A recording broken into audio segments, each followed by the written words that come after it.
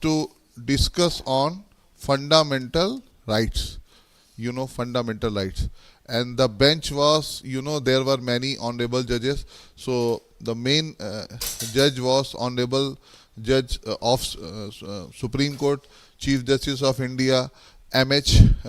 Kania, Justice Sayyid Fazal Ali, Honorable Justice M. Patanjali Shastri, Honorable Justice Mehar Chand Mahajan, Honorable Justice B.K. Mukherjee, and Honorable Justice S.R. Das.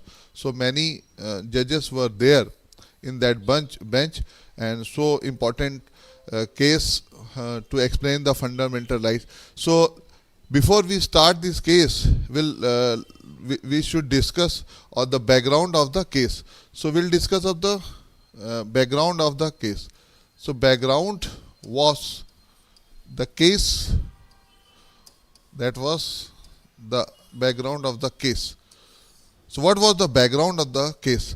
A.K. Gopalan was a communist leader. So A.K. Gopalan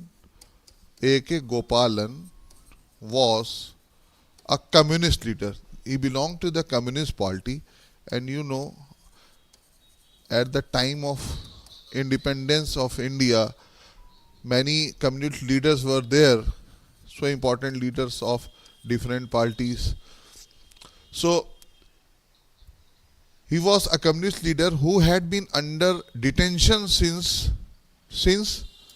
1947. That was the phase when the Britishers were ruling in India. He had been sentenced to imprisonment, but the convictions were set aside. Many more leaders were sentenced to imprisonment. So while he was in detention, many more judges were, many more communist leaders, many more leaders were sent to detention. So what was the matter? While he was in detention under one of the orders of the Madras state government, under the Madras state governments, what was the order? What was the order of that time? So he has served with an order under section 1 of 3 of the Preventive Detention Act 1950. So 3(1) Preventive Detention Act. Preventive Detention Act 1950. That was the Act, Preventive Detention Act 1 of 3. That was section 3. And subsequently detained. So that was the matter of detention. And while any person was sent to detention, there was the matter of fundamental rights. So, but that time, when the Britishers were ruling in India, they never cared about the fundamental rights or something else. So Mr. A.K. Gopalan filed a writ petition under Article 32 of the Constitution of India. There is a provision of writ 32 of the Constitution of India. Constitution of India. There is a provision of writ. One can file any writ in Supreme Court under 32. So under Article 32 of the Indian Constitution, there was a writ of habeas corpus. Writ, there are many types of writ in the Indian Constitution. So that was habeas corpus. Habeas corpus. Habeas corpus. This may called in Hindi Bandi Pratyakshikaran like this. So for his release from detention, that was the writ which was filed in the Supreme Court. So on the ground that the said act contravened the provisions of Article 13, that was contravened the provisions of Article 13, 19, 21, 22 of the Indian Constitution, and was consequently ultra vires, and his detention was therefore illegal. So that was the thing that was consequently ultra vires. Ultra vires. Right? And his detention was therefore illegal. That was filed in the Supreme Court. How this was illegal. And what was the legal issues? What was the legal issue? We'll discuss about the legal issues.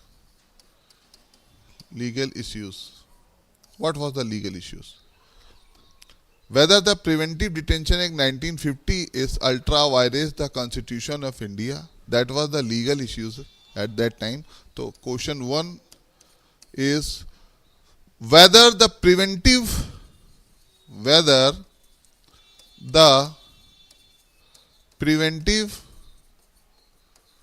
Detention Act 1950 is ultra vires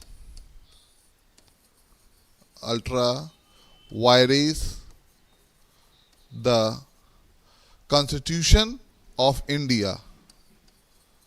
Constitution of India.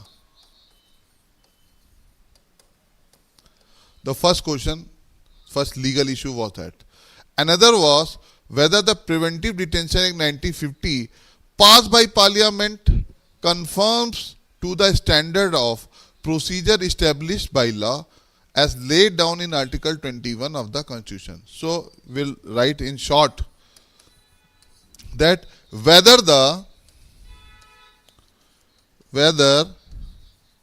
the Preventive Detention Act PDA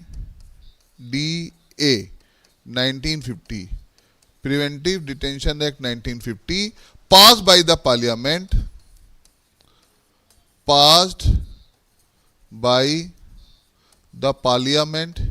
because you know the Parliament is a legal authority which may pass the law, which may make the law. Parliament conforms to the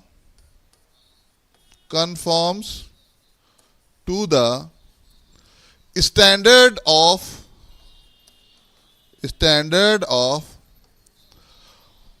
procedure established by law.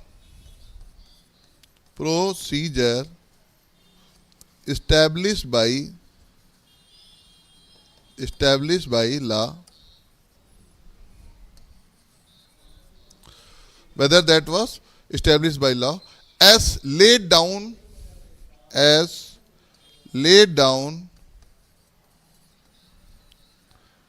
under Article 21 in the Constitution. So that was the another issue which was raised that time. And third issue, question number 3, third issue which raised that time, what is the scope of interpretation of the words? What is the scope of the interpretation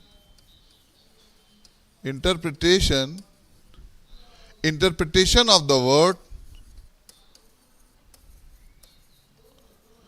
What was that? The procedure established by law. Procedure established by law. That is third issue. As laid down in Article 21. Laid down in Article 21 in the Indian Constitution. So there were 3 issues which were raised that time. And what were the arguments presented by the petitioner? What were the arguments at that time? So we'll discuss about the arguments which was presented by the petitioner. So here the petitioner challenged the validity of Preventive Detention Act. You know, so we'll write will write the heading arguments by the petitioner. Arguments, arguments by the petitioner. Who was the petitioner? A.K. Gopalan.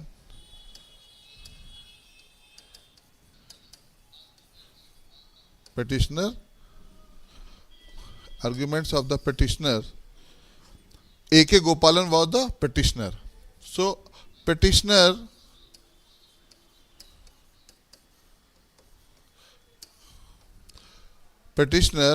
A.K.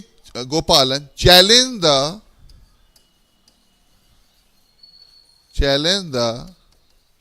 validity of what? Validity of Preventive Detention Act. Preventive Detention Act 1950. That was the first point that it was challenged by the petitioner A.K. Gopalan, under which he was detained on the grounds that the act passed by the parliament did not conform to the standard of procedure established by law as laid down under 21 and was violative of the constitutional protection guarantee under the said article.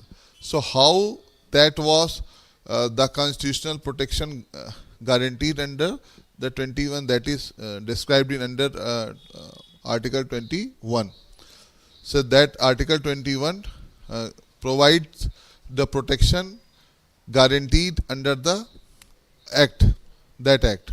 So that was the main problem, that was the main issue, and that was the argument explained by the petitioner that was put before the honorable judges. So that was the thing. Under 21, article under 21 explains, what explains? It explains the constitutional protection. The constitutional protection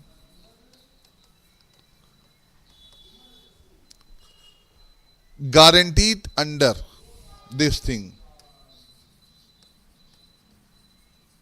Guarantee under. So that is article 21, and that's the argument given by the petitioner. Now we'll discuss about the argument by the respondent. Argument by the respondent.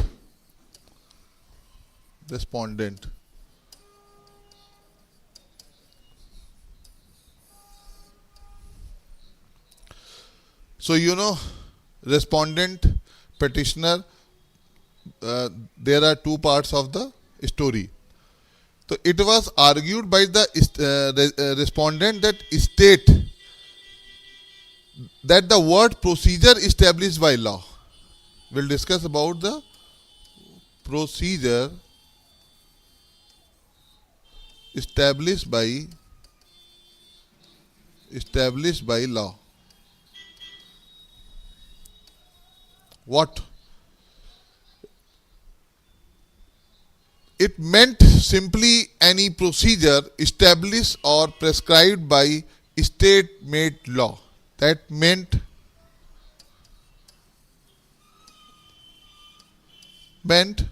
what meant?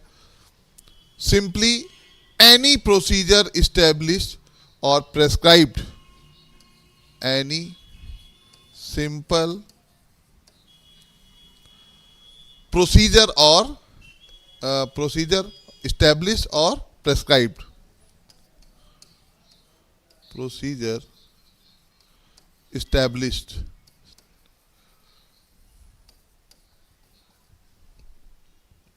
by a state-made law. By a state-made law.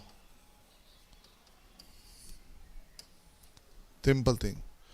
While the petitioner argued that the expression procedure established by law should be interpreted in a wider sense as meaning what was understood in American constitutional law as procedure, due process.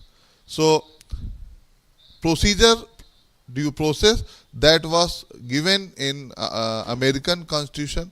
So, here the petitioner also said that thing, and petitioner was arguing that the expression procedure established by should be interpreted in the wider sense as meaning which were understood in American Constitution. And you know, American constitutional law, there was a procedure, due process. So that was the thing which was argued by respondent. So there are two parties: argument by the petitioner, argued by the respondent. Now, what judgment was given by the honorable judges? So you know, there were many judges were there in that bench. The majority bench of the court said the procedure established by law only meant procedure presented or prescribed by the law of state. So that was the thing the bench of the court is said. So we'll talk about the bench of court, and we are talking about the judgment. So bench of the court said that procedure established by law only meant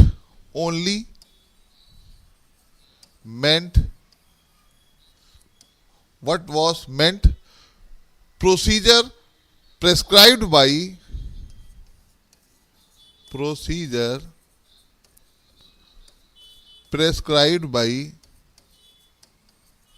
law, by the law. Which law? By the law of the state. Law of the state. That the bench of the court prescribed this. And that those words were to be taken to refer to a procedure which had statutory origin. So, which had statutory origin. So, the court observed no extrinsic aid is needed to interpret the word of Article 21. No extrinsic aid is needed there to interpret the word of Article 21, which in their opinion are not ambiguous. Normally read and without thinking of the Constitution, the expression procedure established by law must mean procedure prescribed by the law of the state. Right? That was the thing. So that court also observed. But at that time, some words to be taken to refer to the procedure which is statutory origin. What is the means of statutory origin? Statutory origin means how this thing came into existence, how that was prescribed by the original law. So this was the thing. So court also observed, the court also observed, what observed? That no extrinsic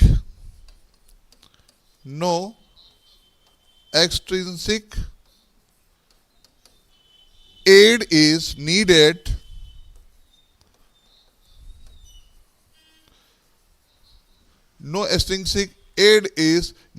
to interpret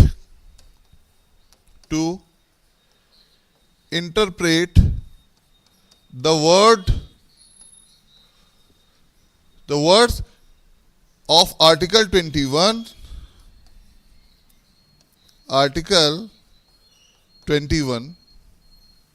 procedure which in their opinion are not ambiguous.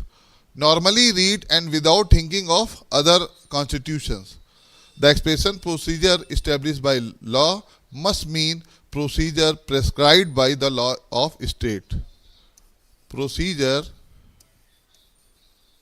procedure prescribed by procedure prescribed by the law of the state. Law of the state. That was the thing which was observed by court. If the Indian Constitution wanted to preserve to every person the protection given by the due process clause of the American Constitution, there was nothing to prevent the assembly, for adopting the phrase, or if they wanted to limit the same to procedure only, to adopt that expression with only the word procedure prefixed to law. So that was the statement given by that court. The Supreme Court also had that the only right is that no person shall be deprived of his life. The thing is that no person shall be deprived of his life. The Supreme Court, I am writing in short, the Supreme Court also held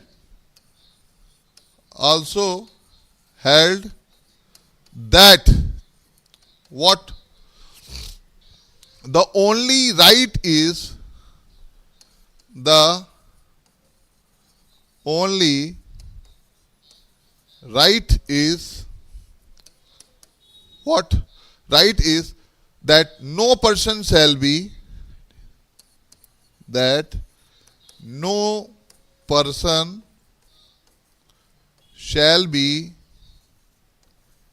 deprived. For what deprived? Of his life,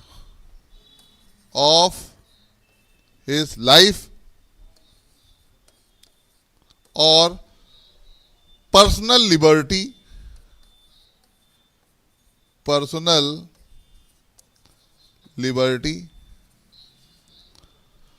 and except according to the procedure established by law.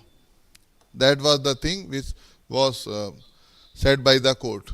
One may like that right to recover a large area, but to give such a right is not a prerogative of the court. It is the prerogative of the Constitution. So this is the thing which was stated by the Honorable Supreme Court and the bench of that court.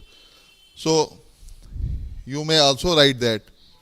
And it was also held by the court that none of the sections of Preventive Detention Act 1950 infringed the provisions of Part 3 of the Constitution. Part 3 means the fundamental rights of the Constitution, with the exception of Section 14 of the Preventive Detention Act, which restricts the disclosure of the grounds of detention. So we'll also later discuss about the Section 14 of Preventive Detention Act, what was described there in that Section 14 of Preventive Detention 1950.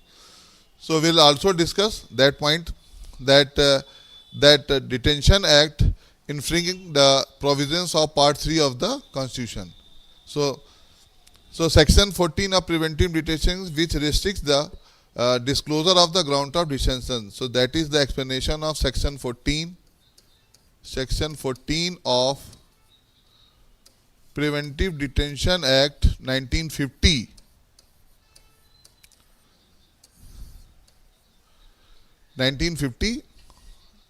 That restricts the disclosure of the grounds of detention.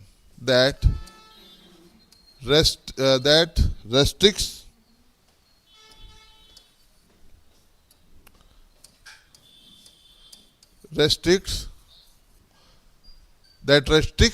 what? That disclosure of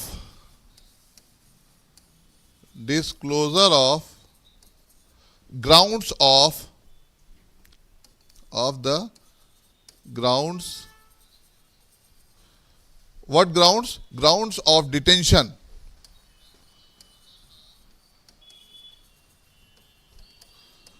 So also stated that section 14 of Under Detention Act. So there were some question. There were some questions which were presented before the court, and later the court stated and explained in such manner. The majority judges also held that the concept of the right to move freely throughout the territory of India that referred in Article 19 1D. Article 19 1D, according to Indian Constitution. What is there? To move freely, to move freely throughout the territory of India. Throughout the territory of India,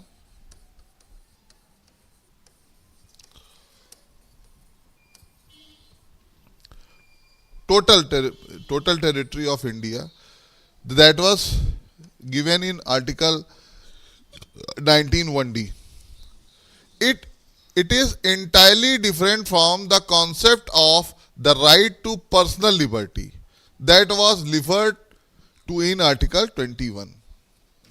And Article 19 should not be read as controlled by the provisions of Article 21. So that was also the point, that Article 19 of the Indian Constitution, Article 19 of the Indian Constitution should not be read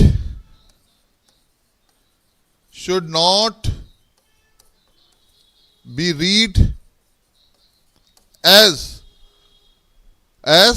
that controlled by the provisions of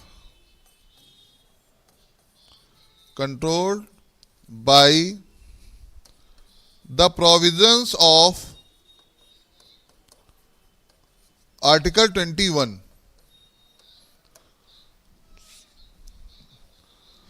So there were three issues under which some issues were explained by these mediums, explained by this judgment, which were stated by honorable judges. And you know, after that case, what happened? So that case was the first major judicial attempt by the Supreme Court in search of proper meaning of the expression procedure established by law as provided in the Article 21. So the majority of court did not accept the contention of the petitioner. So the majority of court did not accept. What was not accept? First thing is that the contention of petitioner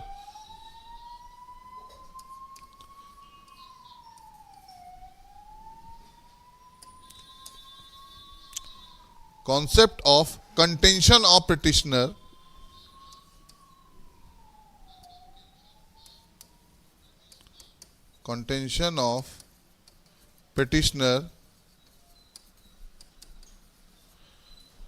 contention of the petitioner, that the word law in Article 21,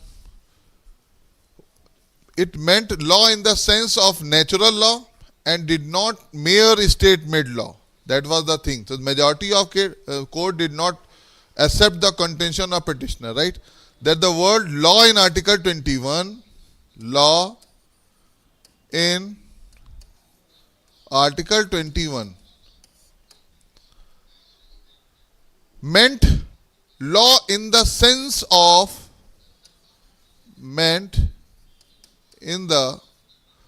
law of sense of natural law,